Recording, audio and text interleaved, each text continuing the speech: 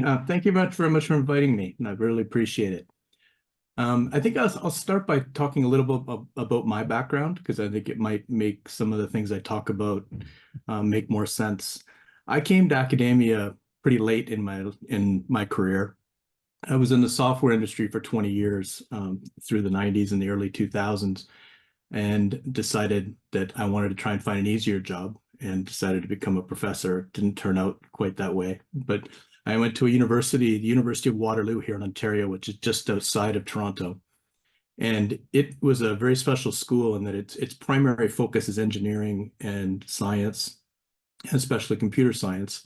But I took English language and literature there and focused primarily on computational linguistics and had the opportunity to work with the Artificial Intelligence Lab on a number of different projects back around 2011, 2012, before AI really took off, working in natural language processing, trying to work at different applications that could be used in education. Out of my doctoral work, I ended up founding an educational technology company called Amitros Learning that is running today, and I'll talk more about that later. But so my background is in linguistics and in natural language processing, and I've been an educator now for 12 years, watching exactly how this kind of technology has sort of infiltrated what's been happening especially in North American education. So I'm going to start today by talking about the problems that we see right now in North America, primarily, and my background is in Canada. I've done some work in the United States, but most of my research on challenges in education come from the Canadian market. But this idea of engagement, and engagement is not purely the idea of having students be interested in what they do. There's all sorts of levels of engagement. And engagement, the way I talk about it, means students actually becoming intellectually connected to what they're learning. And that will come a little bit clearer as we go through the presentation and I start going through it. But some of the things that have really had an effect on our ability to teach and our ability to get students to become engaged with their own learning are the effects of social media and attention. The idea that students will read a 15 to 20 page reading before a class and be prepared to discuss it is becoming more and more unlikely. Students' ability to engage with content that we provide them is really challenged. Students tend to want to find very short ways. We have looked at ways of trying to create short videos, short things for them to actually engage with. But the one thing that's come out of generative AI, and we are going to get into later, is that the idea of dialogue is, in my opinion, is going to replace the reading of content. And by that, I mean, of course, reading is always going to be important. Reading is always going to be a very big part of what happens in education. But this idea of dialogue is what generative AI is going to bring back to education. So the other aspect of engagement, which came out of COVID, was this idea of using online courses to teach. When COVID hit, all of our courses went online. And all of a sudden, instructors started discovering that there are many, many tremendous possibilities of teaching online and a lot of different challenges. So the way that our courses went online was we all of a sudden converted lectures where we would stand in front of 100 students and lecture, where now we do what I'm doing right now, which is sitting in front of a computer and talking basically to a screen to a number of students. And on Zoom, usually those students would look like little avatars of circles with their names in them. And I would still deliver my lecture. But all of a sudden, this appetite was created among instructors to look for different ways to start taking advantage of the positive affordances that online education offered. So this kind of combination of, we have students that are disengaged in terms of dealing with content, and this ability now that is offered to us in terms of being able to deliver our courses online, created this situation where people started to be open to bringing things like artificial intelligence into their particular curriculum. So The last part about engagement, I will say, is in the actual content. The one thing that we have been teaching via lecture in most universities for centuries, where we stand up in front of 100 students, 150 students. Sometimes we get lucky and we're in a class with 25 to 30 students. But for the first 2 years of most universities, most classes are quite large. And the idea is the instructor stands up there and delivers content. And students, the millennials and Gen Zs that are coming up through university, especially Gen Zs right now, are much more attuned to being engaged in the sense that they get to participate in their education. So on one side, we're trying to create experiential learning opportunities where we're trying to create ways for students to become engaged in what they do.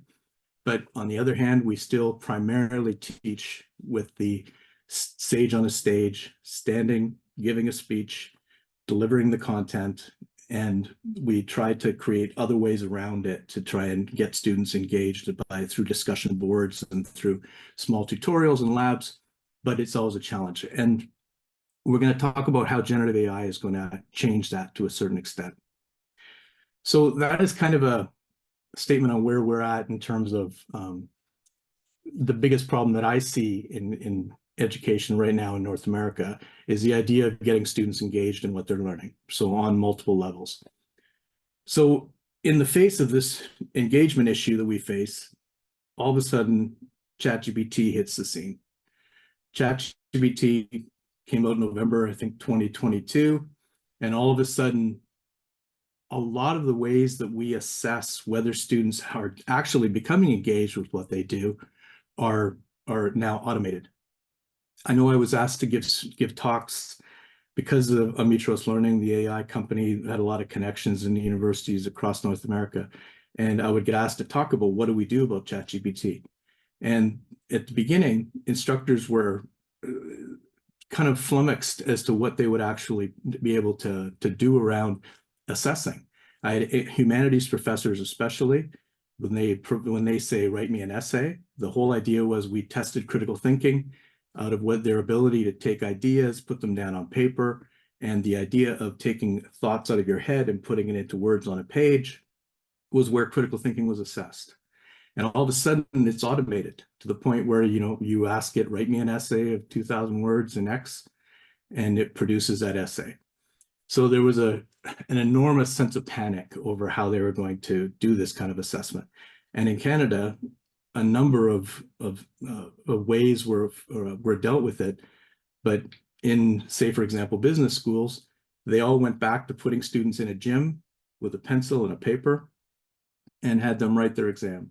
There were situations where, universities were not prepared to do that on a logistical basis, and it became quite a crisis. But as with all things in academic, I'm sure everybody knows in the academic industry, that crisis quickly evolved into the opportunity that it presents. So after about 3 to 4 months of me giving speeches, trying to calm everybody down in terms of what to do about ChatGPT and how to actually integrate it into your curriculum, people were asking, how do I bring generative AI into what I do in terms of the curriculum? Business schools were the first to look at the opportunity that was offered. They faced one of the biggest problems because business schools were primarily would teach via the case. So they would provide a case, students would do the analysis, they do the problem identification, and they would produce a case summary, and they would provide recommendations for solving the problem, etc. And initially that was quite easily done through ChatGPT, where you would provide it with the case and ask it to identify the problem, put it down. So they faced a big issue with it, but they also realized that the students that they're graduating that are going to have to be able to deal with this technology after they get out.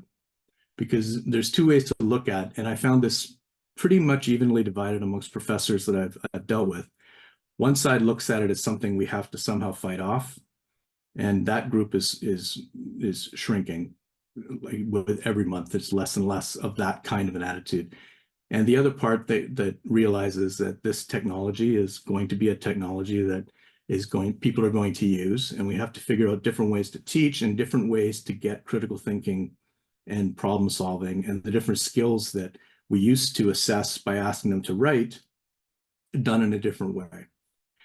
So I want to get into so I know I haven't talked about 2,500 years yet, and I will get there, but we have to recognize the potential for generative AI to really shift how we teach and what we do in terms of how we structure our courses and how we actually present the material.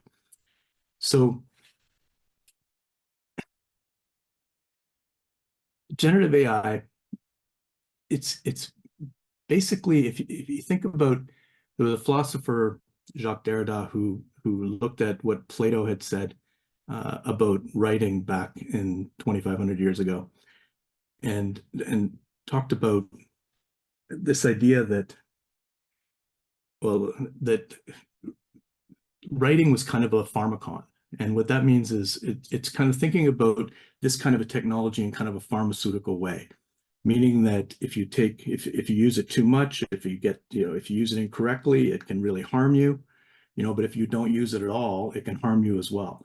So it's like a drug. A drug can cure you or kill you depending upon the prescription amount, the way that you administer it, and the way you deal with it. So Plato, at the time, 2,500 years ago, if you look at the dialogue, the Phaedrus, he talked about writing in very much the same way that we talk about AI right now.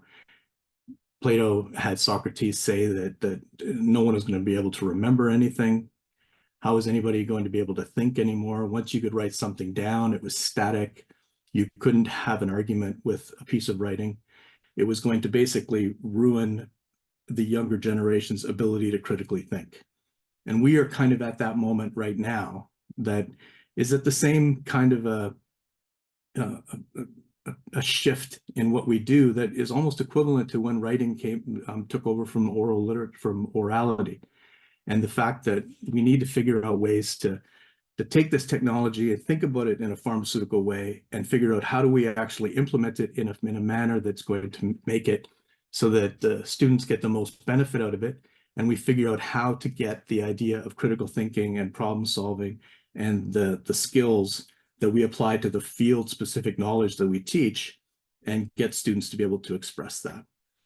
And when I first gave this talk, not this exactly particular talk, but it was in a TEDx talk back in October, my own thinking at that time and what I had seen in the market was it was still very much up in the air as to how universities and post-secondary institutions were going to deal with generative AI. And I had ideas about that, but a lot of times it met resistance. But over the last 6 months, it has dramatically changed in terms of how departments want to try to look at how generative AI will be deployed in their classroom. So I hope I'm on the right slide now, which I think we got. So now getting back to this idea of taking education back. So when you think about the history of education, and we go back 2,500 years and we look at different parts of the world, we have, if you look at the Greek method, the idea of sitting down with a tutor and dialectically discussing an issue. This idea of it was not a matter of the teacher telling you and sort of depositing information into your head. The whole idea was through dialogue, the teacher was able to get the student to have an understanding that they can contextually connect their lives to and be able to create a situation where the learner is not just memorizing things or taking in things, they're actually producing critical thought on their own at the direction of the teacher. And the Gurukula method in India was very similar. In that case, instructors and teachers went and lived at the home of the student and dealt with them. So education started off in a very one-on-one, and there were a tremendous amount of problems around that in terms of only the wealthy generally tended to get educated. Education was not, provided to women very often. So there was terrible things about education at that time on top of the good things, which was the idea of dialogue, but there were many tremendous problems. So as we evolved as a society, we started to open up education. We offered education to more people. And in that case, we had to figure out how to actually structure a system that would allow for a larger number of people to become educated. And I don't need to go through this kind of a history. Everybody understands that we moved from this being able to sit one-on-one with your teacher to a teacher in front of a room to students now put into rows of desks. The teacher, it moved more and more and more towards the idea of delivering knowledge. Paula Freire, wonderful educator, talked about the idea of the banking model of education, this idea where an instructor deposits information and knowledge into the head of the student, and the student is supposed to somehow take that and apply it to their life. So the challenge with that, as we all know, is the more education opened up and became available, the connection between student and instructor and student and teacher became further and further away. So I think I teach two classes. I taught two classes this term. But one of them was a graduate class that had 25 students, and another was an undergraduate class that had 150 students. So in the 150 student class, I knew 20 of them, and everybody out there that teaches knows this. I knew 20 of them intimately. They were in my office every day. They told me about their life. I would know them on the street if I saw them. They're completely engaged with everything that I'm doing and that I'm teaching. And there are 20 of them that I wouldn't know them at all. They hardly show up. They don't come. And then I've got that group in the middle. I forget what number I said, but this 20% of 20%, 60% of the students in the middle that I really know they're there. They're in the lecture hall. They're in the tutorials, like with my research assistants and GAs, so I don't actually engage with them. They're engaging with a graduate student at that point. So I have actually no idea how intellectually connected they are to what I'm trying to teach them. So this problem has been in existence since we went to the idea of the lecturer on the stage. And I should say right now, before I forget at the end, which I do all the time, there's nothing wrong with lecturing. Lecturing to a large group, it still serves a purpose. It actually, when you have somebody who has a research background and has the knowledge that many people have built up a lifetime, the idea of a lecture is crucial. It's very important. So I'm not saying that we need to move totally away from lectures, but it can't be the only way that we teach. If and even the method where in our school where you have 150 people, or another class I teach has 350 people in a lecture, and I deliver that lecture, then they go off to a tutorial with a graduate student. That is still not enough connection as to being able to understand where someone is in terms of their own intellectual journey around the material that you're teaching. So back when I was doing my dissertation, my very first teaching job was in this kind of a situation. I stood up in front of 65 students in a classroom, and I was supposed to teach them how to write. And I'm going, okay, I could ask them to write things. In order to write, you have to write. But one of the most important things about writing is to know who your audience is and to be able to write for your audience.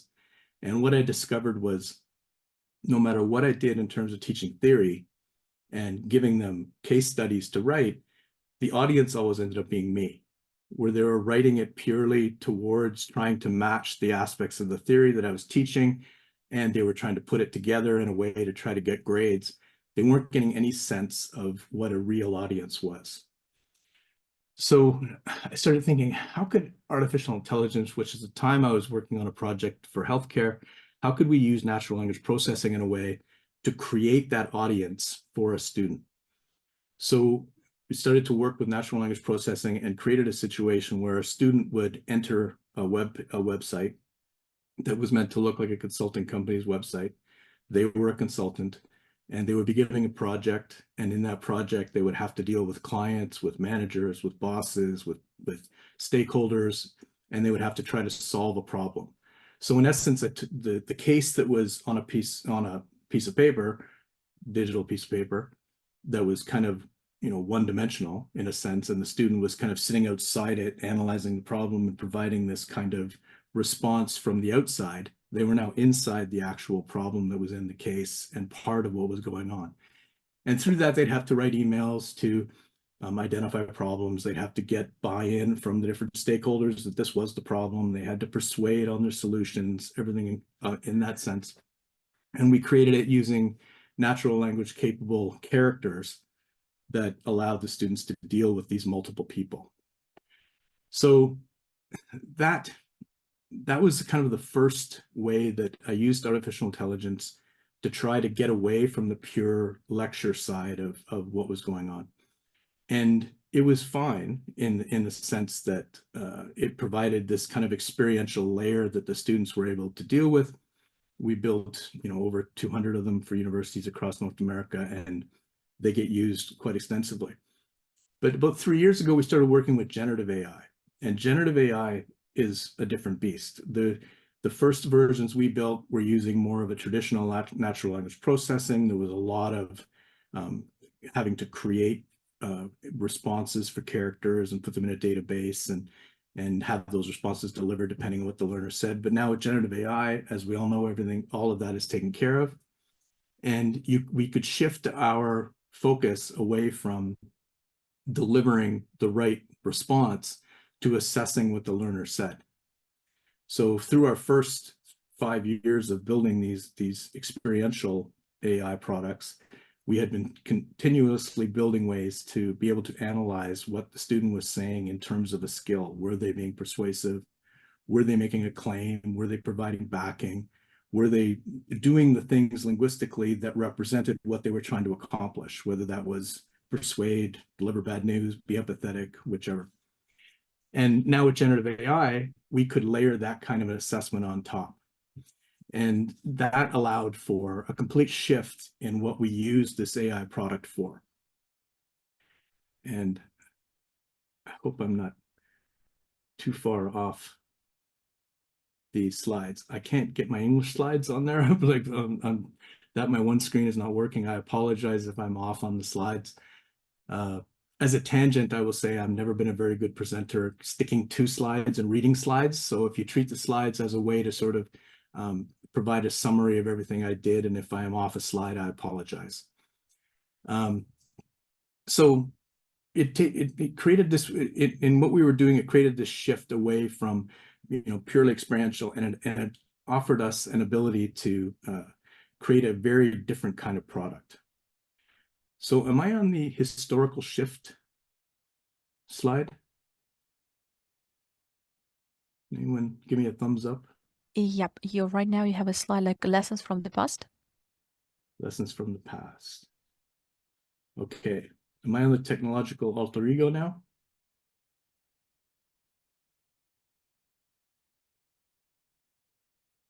Does this slide? Yeah, it does. I think I can even read that in Russian. What this shift meant was we create something now that brought dialogue back into teaching. So as I said, 2,500 years ago, the ultimate way to teach, although all those social problems around it and the gender problems and the equity problems, but the actual way of teaching where you actually engaged with a student one-on-one, now all of a sudden could come back into play. And what that means is with generative AI and with the ability to assess what a learner is actually saying and how well they're saying it, we can create this kind of technological alter ego for the instructor. So going back to what I was saying about my 150 students, and some of them I know, some of them I've never met, and then a whole bunch in the middle I don't talk to, we can create a bot that is able to act like not so much a tutor, but more of a Socratic teacher, in the sense that it would be able to engage with the student on the concepts and discuss with them in a way that on one side, the technology can understand what the student knows and doesn't know and derive the questions based on that. And the learner is no longer just passively accepting information anymore. They're actually engaging with the AI bot and being able to communicate and talk to them, and actually bringing their own context in their own life into the discussion. So it kind of brings back what Fiore said, is that you really don't learn until you can actually apply things to your own life and you can put them in your own context. And that works great when you're in a small discussion group or you're dealing one-on-one. But once you're in a large lecture hall, that's next to impossible. But generative AI is going to bring back this ability for a student to be able to engage with the bot, and will be able to converse with the bot, and the bot will understand what they know and they don't know. So we build this in our company and deliver it. But I think where this is going to go, in my opinion, is that universities, in the same way that they have to use learning management systems, that they have to provide physical space to have a lecture, they have to have labs, they have to have tutorial rooms and libraries, are going to provide students with this learning assistant at the beginning of their tenure at the school. And that learning assistant will connect into courses, connect into the knowledge bases of content that are around the courses. So if you put all of your readings that you want to deliver to the student into the knowledge base of that character for that course, and you create these set discussions so that every week the student deals one-on-one with the bot, talking about concepts and talking about and being able to actually connect with the concepts through dialogue. And once they do it through dialogue, they have kind of a much more personal sense of what this means to them. I've run experiments now, well, more than experiments, it's actually in use, but I ran experiments last year where we would use these kind of one-on-one discussions in a course where the discussion was based on one particular concept. The student would engage in the discussion with the character. The character would ask them about the concept, ask them about their own life, ask them about, different use cases of the concept, different applications of it. And the student would reply, and it would be collected in a knowledge base for that student, so that as the student moved through the course and went from discussion to discussion, all the material that had been built up, that had been, that it was a course in marketing. So as they learned positioning and segmentation, the 4 Ps and that sort of thing, the bot would know where they were weak and be able to bring that aspect of the material into the conversations as they went forward.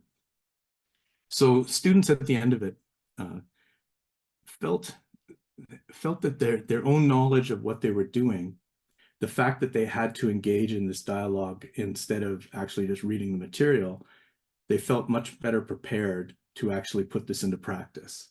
So attached to these kind of one-on-one conversations with the bot, we maintained that kind of fictional simulated narrative that we would always have in these kind of courses, where the students now would enter a story and they would have different characters and they would try to apply that knowledge. So in the example of positioning, they may talk to their learning assistant, and they would talk about segmentation and marketing, and they would talk about what it means and how it could be applied and where they've seen it and everything else. But then they would enter back into the narrative where they're dealing with a small company that's trying to figure out how to develop their marketing plan. And they would deal with the owner, and they would explain to them segmentation and go through what they think the segmentation for their business should be. And the character would challenge them if the argument wasn't strong enough. And they would get this kind of double effect of, on one side, dealing with the concepts on a dialogue fashion, so that's sort of that professor's technological alter ego kind of an idea, but then still applying it in an applied sense. So this kind of way of teaching is it's going to shift it's going to take what we used to do, which was give them readings, by chapters to read, give them PDFs to read, and then give a lecture, go into a tutorial, and they would have a discussion. And then at some point we would give them an endpoint assessment where we would ask them to write a midterm or a final or a paper. And it's going to shift that kind of way of delivering material and then assessing it to becoming this kind of learning process that extends across the time of the course, and much more set on a personal level, where students engage with the content on their own terms with this generative AI learning assistant that allows them to find out what they know and don't know, and find out what they are able to apply to their own life, and they can see how the application would make sense. And they're engaged in the sense that they are actually participating in what they're learning as opposed to just kind of taking it in.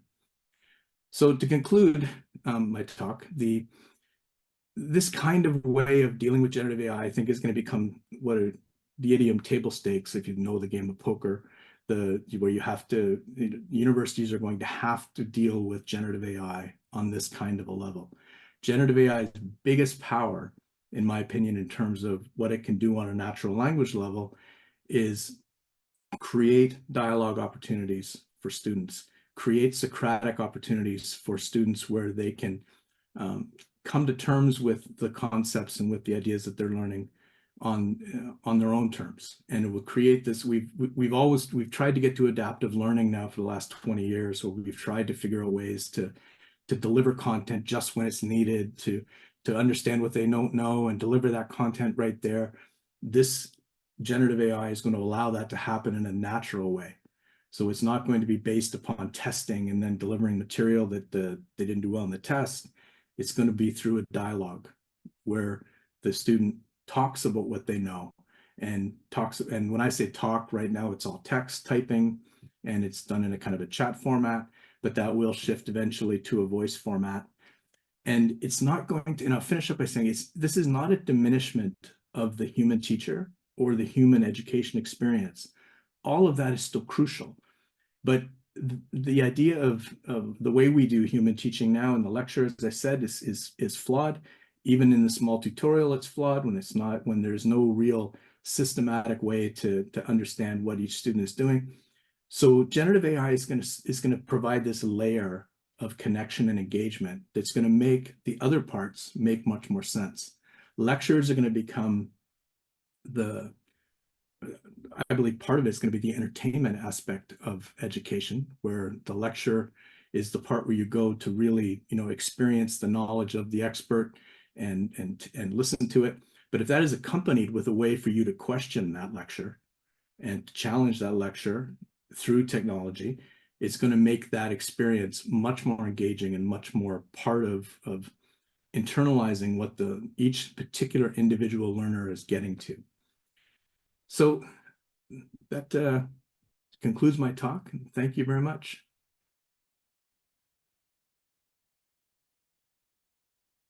Спасибо большое. Thank you so much, Dr. Clapperton. Could you please tell us whether you could answer a few questions from the audience? Our participants would like to ask some. First, it's not even a question, but a practice request. Could you please provide us a tangible example of how you use generative AI in your classes? Just give us a hands-on example of how you did it. Sure. One example I just did about a month ago, which was really successful, was I created a character that I made that character a generative AI character that was an economist. They were a man in their 50s. They come from a different background, and they were an absolutely against universal basic income. If you know the idea of this, in North America, there's a debate around whether or not we should provide an income to everybody in order to take account of the fact that AI may take away a lot of jobs, that we want to provide more equity in society. So I created this accountant character or economist character that was completely against it. And then I had students take the side of being pro universal basic income and to debate this character in the interaction, in the dialogue. And the idea was what was being assessed was their ability to argue, what was called argumentation in dialogue. So when you're actually participating in an argument with somebody, how do you actually do that? So the skills that were assessed in the dialogue were things like critical listening, the ability to use the rhetorical appeals, put together logical arguments, put together emotional arguments, define your own ethos, coherence in the argument. So were you able to connect your thoughts? Were you jumping all over the place? And then, cohesion, and then coherence. Were you able to make your logical statements understandable and explainable?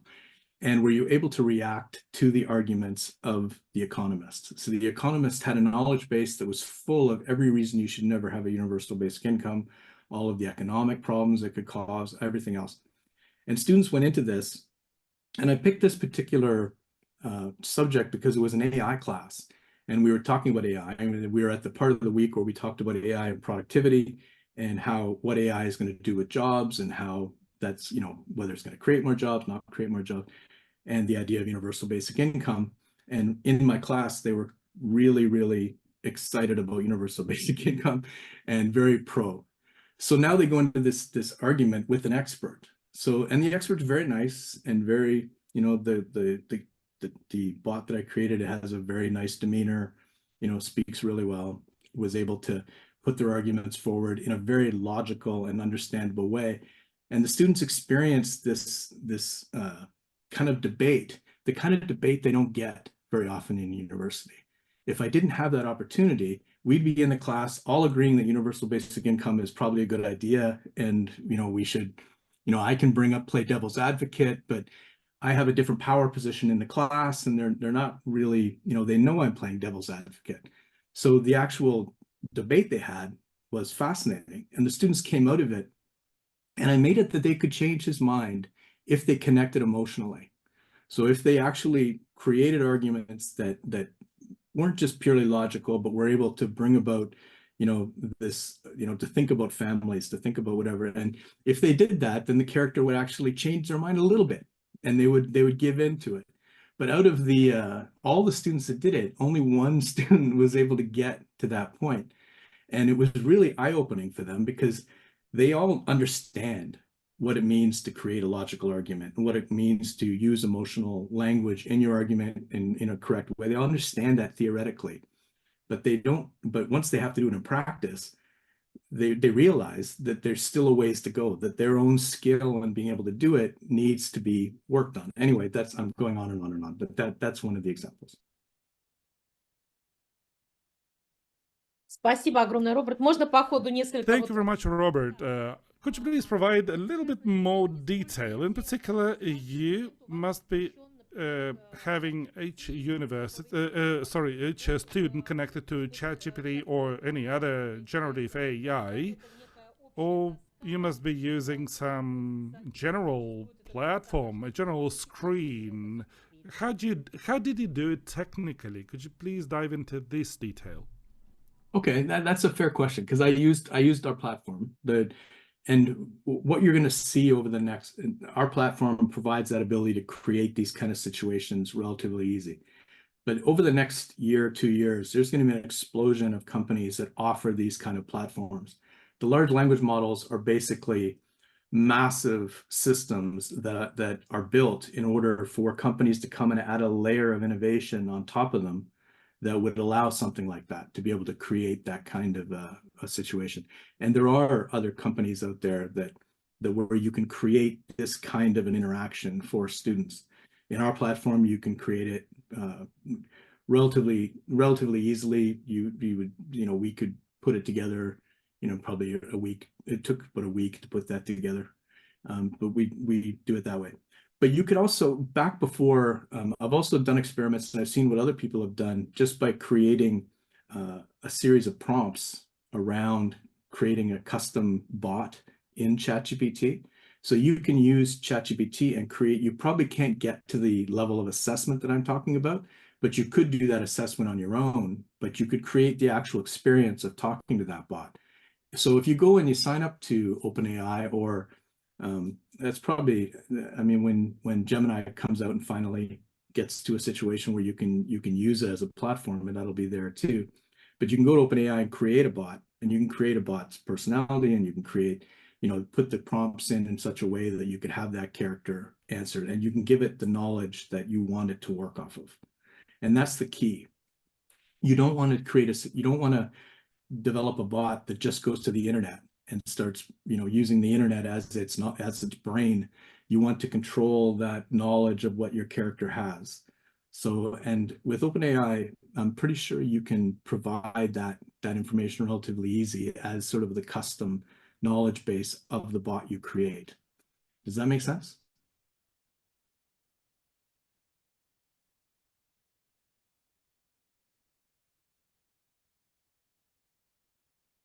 Да, это очень важно. Yeah, it does make sense.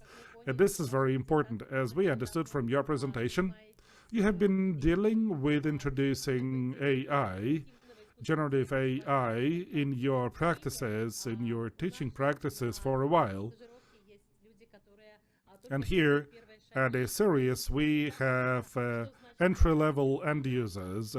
Therefore, it's difficult for them to understand what it means to create a character, an AI character, how to do it. But I would like to explain that it's possible to use even ChatGPT to create a bot and make a character. And if it's not a secret, what is this proprietary platform that you're using in your university in order to run those experiments? What's the name of this platform? The name of the platform is Ametros Learning. Ametros, AMETROS Learning.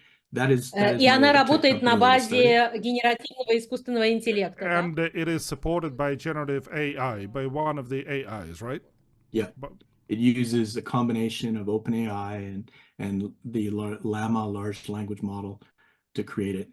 It comes out of, we built the original platform using our own natural language processing, but now we attach to the large language models because it provides all of this ability now.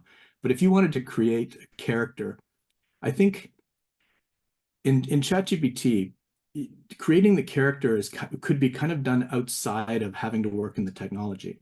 So when you create the assignment, you basically say, like I was doing with the economists, they say, okay, I want to have them experience an argument with an expert about something that they probably would not get in just their traditional thing. So I create all of that stuff outside of it. It doesn't really have it's not something you have to do in ChatGPT, but I would create the prompts in ChatGPT to say, this economist is named Herman Whitfield. He's 55 years old. You know, he's went to school at Penn University. Like you create all that, and the large language models are good enough now to incorporate that into what they would do in terms of responses. But then there is a place in ChatGPT where you can, I'm pretty sure, I'm used to using our platform, but you can decide what knowledge that character has. So you could create, I mean, one real quick way to do it would be to go to ChatGPT and say, give me all the positive or negative arguments against a universal basic income. And it will provide you all of them. And you just give that as the knowledge to that character. So you would say, make sure this character is against universal basic income and everything else. In using a proprietary platform like Ametros or any of the other ones that are out there, you can usually really wall off what the learner actually gets access to, which is important. But you can still do it in ChatGPT and create that kind of an experience. Does that make sense?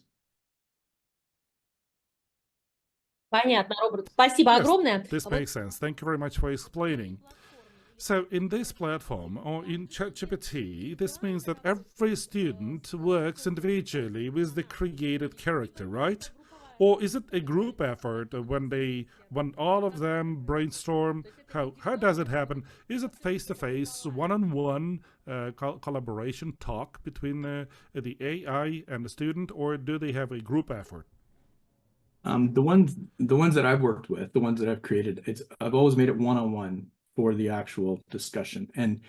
And what our company offers in terms of that tutor idea, that is one-on-one. But the group discussion about it is hugely important. And it's probably more important than the other part. Do I have a few minutes? Because there's a story I could tell about how that works. Are we okay for time?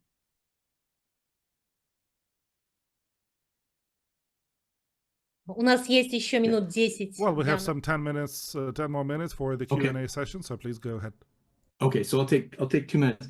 There's a university in Canada. It's out in Alberta, which is out in the west of Canada, called Athabasca.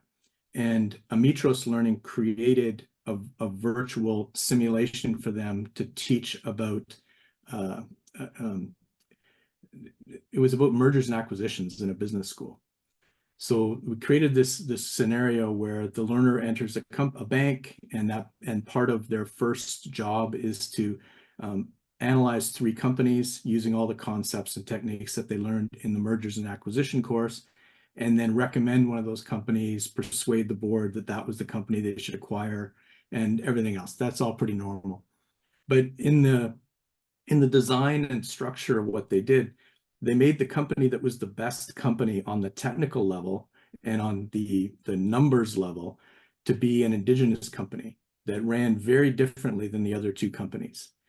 And about 70% of the students that take it don't choose the right company because they don't choose the indigenous company because they don't think it would fit in with the bank and what happens.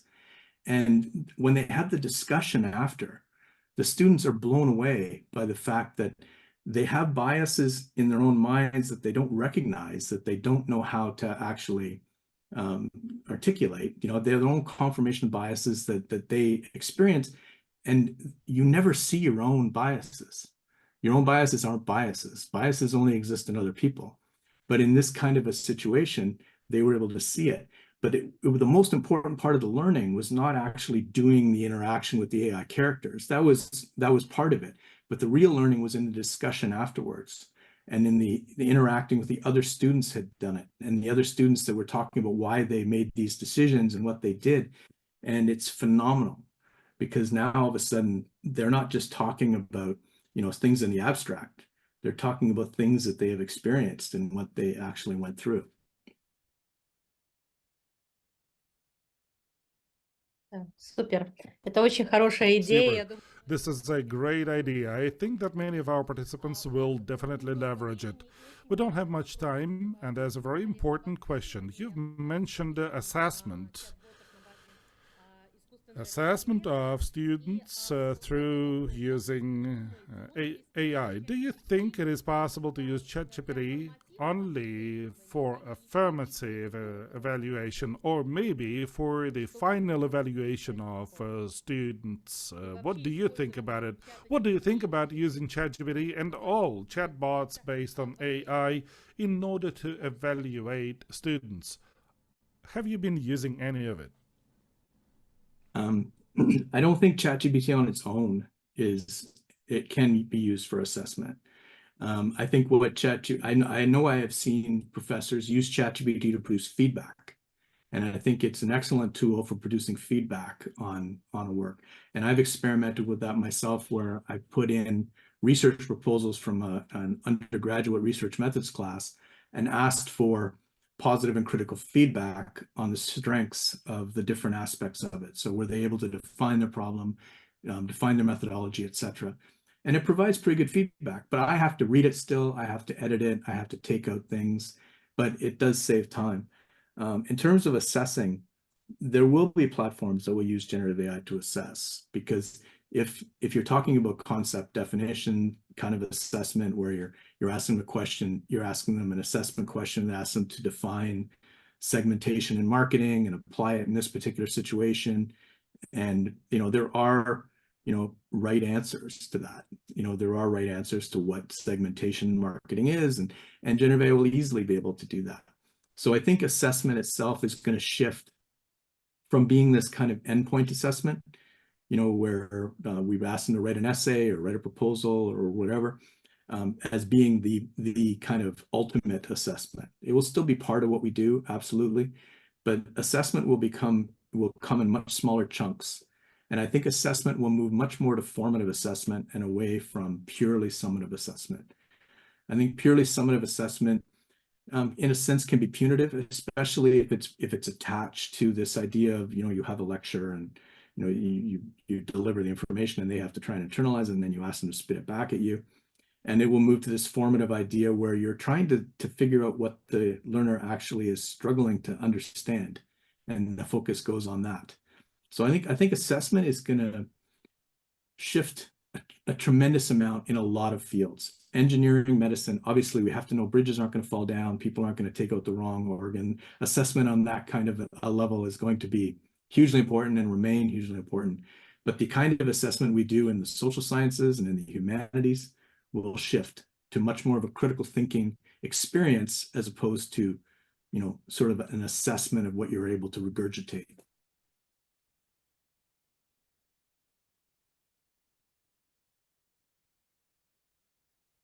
Спасибо огромное. Это сейчас Thank you очень... so much. This is a very disputable issue, always. And ChatGPT, for example, using it for testing, it's great, of course. But if we speak about essays, then we have to watch out.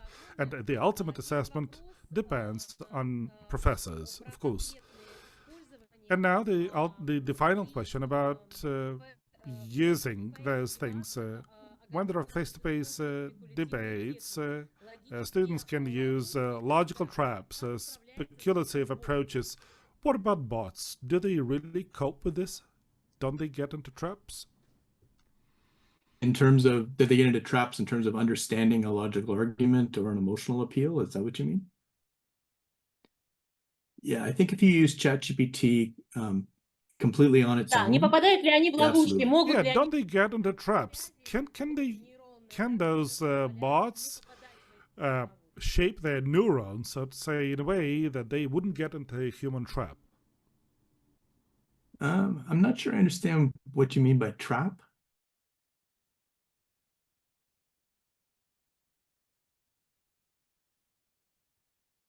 Ну, некие спекулятивные техники, For которые... example, there can be some speculative techniques in debates, let's say manipulation. Can a chatbot identify those things, a chatbot based on AI? I think if it's done on a platform that has assessment algorithms and neural networks that have been developed, things like Amitros or other companies that do that work, then I think so. ChatGPT on its own, no, I don't think so. I think ChatGPT on its own, if you create the right prompt structure in telling it what to do, it will look for specific things and it will be really good at it. But could it recognize a manipulative argument strategy?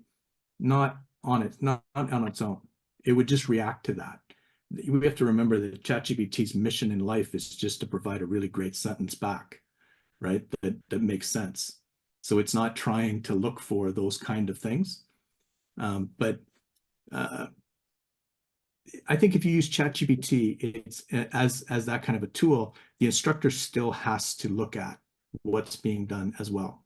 I think if you use a platform that's built to do that kind of assessment, I think that takes a lot of the stress off and you could do that kind of work, but I think you're right.